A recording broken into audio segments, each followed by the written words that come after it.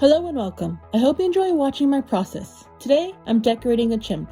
So this little guy took me a while to finish, since I made him on Easter, but I'm finally done editing him. It was a lot of fun decorating this guy, but it's always editing my videos while juggling other orders and samples that slows down my posting schedule. Trust me, I have a lot in the backlog.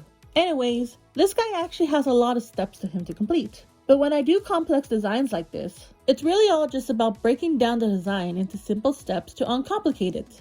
So for the chimp, I started with this banana hat he had on. Now, when I flood small shapes and angles like this, I like to use squiggles like this to keep the icing from cratering too much.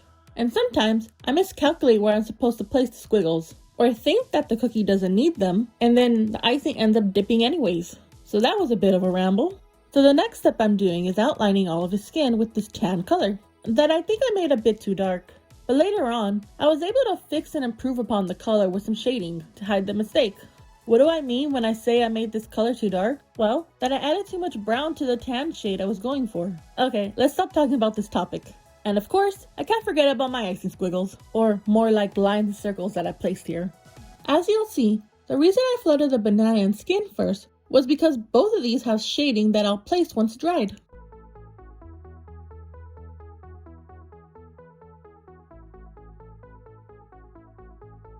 Now, I don't know if you noticed, but I don't use an airbrush machine for any of my shading. Not because I don't want to. I would love to try my hand at using an airbrush. But the machine, on top of all the other gel colors that I would have to buy, are way too expensive for me to afford right now. So I use painting instead as a compromise to using an airbrush machine. See, the shading on the skin was meant to be lighter, but because the color was the same shade that I wanted to use when I painted, it just forced me to go with this darker shade instead. So yes, I made it work. And yes, it didn't mess up the look I was going for. I'm just peeved that my color plan went off course from what I wanted.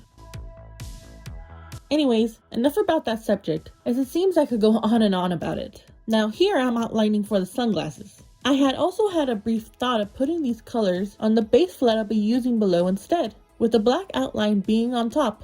But after thinking it over, I don't feel as it would look as well as I was intending it to.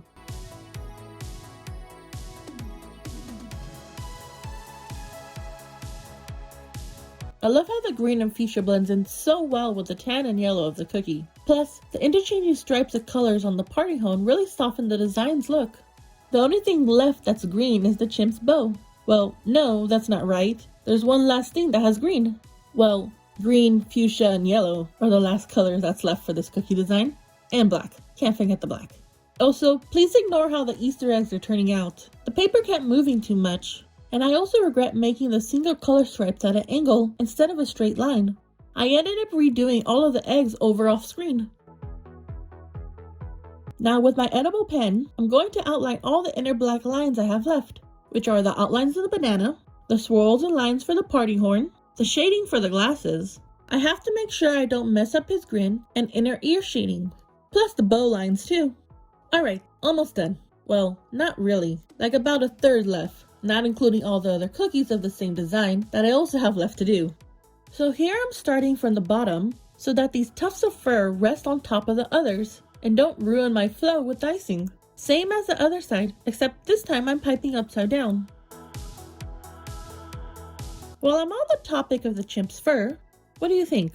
Should I have gone for making the icing a dark brown instead of the black that I went with? I'm happy with my choice, don't get me wrong.